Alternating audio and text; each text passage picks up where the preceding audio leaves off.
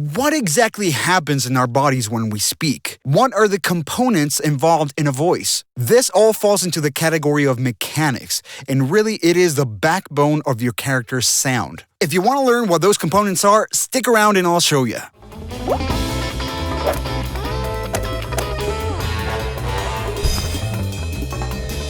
Hello and welcome back to Character Voice Building with me, Fernando Macias Jimenez. I am here to help you create and develop well-rounded character voices. Today we'll start working with the second category of the RCSB, Rounded Character Speech Blueprint. This second category is instrumentalization, kind of a mouthful. This category is all about thinking of your voice and your body as an instrument to get the sound you want. So the first element in the instrumentalization category is mechanics. Now, just like the aesthetic element, mechanics encompasses most of the other elements in the instrumentalization category. So you might think, why not just have one element? It's so much simpler. Well, think about it like when you're trying to learn guitar. Okay, you have the guitar, you need to pick which guitar you want to get the sound you want. You need to know how to press the individual frets. You need to learn how to string the instrument, which strings to use. You need to know that the thicker the string, the lower the pitch. You need to learn to strum. You need to learn how to connect to an amplifier, how to mess with the EQ, all that fun stuff. With all of that, technically, you could write an amazing guitar piece, but it's not quite practical. What you need to learn are chord progressions and scales, for example, to really be able to kind of dial it down to the elements you need to create exactly what's in your mind. So there are 4 different components to a voice, and I took this from Dr. Dan from Dr. Dan's Voice Essentials. Check him out, he's on YouTube, very good videos. So you have an actuator, a vibrator, a resonator, and an articulator. The first one is the actuator, which is the power source of your voice. In this case, your breath is the power behind your voice. Very much like steam in a steam engine for a locomotive. Pretty straightforward. Then the second you get is the vibrator. This is basically the source tone, the raw tone. And this is created by your vocal folds. Air pushes through the vocal folds, making them vibrate and therefore make noise. These vocal folds are the ones responsible for pitch. Now think about it as a rubber band that's inside your larynx right there. When you have a rubber band like that, the more you stretch it, the higher the pitch. The more you loosen it, the lower the pitch. So this vibration is very raw. It's almost like, blowing into a reed or a kazoo. What you need are the resonators to get that post-production to really make it sound more like a voice. So number 3, we have the resonator or filter. In very, very oversimplified terms, a resonator is something that affects the intensity or the quality of the voice. For example, dark or bright. This is all about overtones and the harmonic series, which is, more in the realm of audio, and I won't get into it in this video. Now, you don't necessarily have just one resonator. It is multiple factors that really act together as a resonator. For example, the vocal tract length, larynx height, the pharynx, tongue positioning, oral cavity, nasal passageway, and a bunch of other things. An absolute master at this is Zena from Trance Voice Lessons here on YouTube. She has an absolutely amazing series of videos showing you exactly how those resonators work to create the voice you're after. She even goes as far as doing actual, images of the vocal folds moving, the larynx moving up and down, all that kind of stuff. It's really, really fascinating. You should really check it out if you want to understand truly what's going on physically and, the mechanics of the whole thing. Now, in general, the more space you have, the more resonance and the darker the sound will be, the boomier it'll be. From the same idea, the less space you have, the brighter it'll be, the thinner it'll be. So this is an example with a lot of space in my hands. This is an example with very little space in my hands. Can you hear the difference? A very important thing of this whole thing is the larynx height, how low or high you get it. Now, this is completely independent from pitch. Remember that. The vocal folds, which are inside the larynx, are the ones responsible for pitch. The larynx, just how it moves down and up, that's what affects the space in your resonator, and again, affects the timbre of the thing.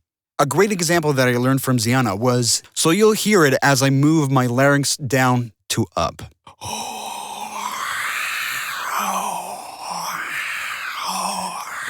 That is basically the larynx moving. Now, there's other factors, for example, the tongue to constrict or expand that space, and that is something you can definitely control to have a different sound for your character. There's many variables that go there. And finally, the fourth component is the articulators, which also falls into the category of that, filter, just as the resonator is. These articulators are also a filter. These are primarily the tongue and the lips, but I think I'm going to add the jaw, the teeth, and the nose even. The lips also drastically affect the sound. So you might have something like this, very duck-faced, or you might have it there on the side, very different, or you might have it like this, very pulled back. The jaw range is also something that affects the sound a lot. So you might have someone who doesn't move as much like that, or you might have somebody who's really, really using it like up and down. It's crazy. Now, the teeth, of course, don't make a sound per se, but they do interact with the lips and the tongue. So, for example, you might have a lisp. That is mostly the tongue, but, you couldn't do it without the teeth. Example 1. So here we had this kind of voice. I haven't quite used it in the podcast yet, but I'm going to at some point. So the pitch itself is about a fifth of what I would normally do. The lips are quite duck-lipped, quack, quack. The larynx is really high up. It's really constricting that space. So, for example, you might have the same kind of voice with the larynx going down, or you might have that same kind of voice with the larynx super high up. The tongue is close to the roof of the mouth, also constricting the space a lot. Example 2. So, here we have another voice. It is quite nasally. There's a lot of resonance in this area. And of course, if you might be able to see, the jaw is open most of the time. Even as he's talking, it's tending to go down like that. In this case, the tongue is also making a resonant chamber deep in the back to get that kind of nasally, weird tone. The pitch in this case is quite low. You might have the same voice. Well, it might be somewhere over there, but it's a very different tone.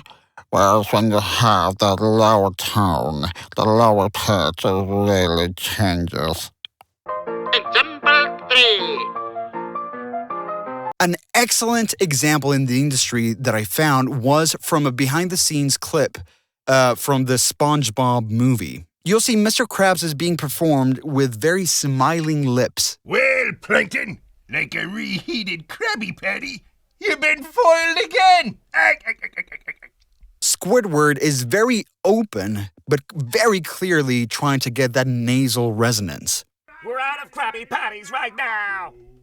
Patrick is really trying to get as much space as possible to get that very boomy resonance, but not necessarily pitch. It's not a low pitch. It's a, halfway there. But that resonant space is really what brings it that.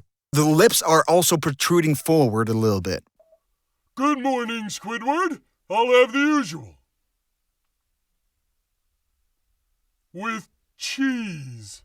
Sandy is very focused and very bright. Again, this is created by having as little space as possible in, all your resonant spaces. I'll have 2 Krabby Patties, extra ketchup, extra mustard, and hold the mayo. SpongeBob, of course, the larynx is way up and trying to have a little bit of that nasal resonance. I guess this means the secret formula is safe forever, right, Mr. Krabs? Sure. No, never! I am on Team Krabs for life! Plankton also has this beautiful, rugged, resonant voice, but also spoken through the side lips. Knock-knock jokes. I can do this all day, Krabs. So that was mechanics. These are all the components in your voice that you can manipulate to get a very specific sound for your voice. Now, of course, you don't have to be hyper aware of each and every individual resonant chamber in your head to really come up with a voice, especially when you're performing. It just really helps to understand exactly what's going on to be able to replicate that voice, to replicate that sound, or basically come up with variations on the same thing. By knowing all those mechanics, you know exactly what to move, what to tweak to get a different, unique sound. Thank you so much for joining me today. I really hope this helps you develop your character voices further. Please like and subscribe and check out What the World podcast. It is an improvised comedy show done completely in character, and it's mainly there just as my personal practice, but anybody can listen to it. Perhaps they'll help in understanding how to apply these concepts to specific characters, and hopefully do them on your own. Thanks again, have a great time, be kind, and I'll see you soon.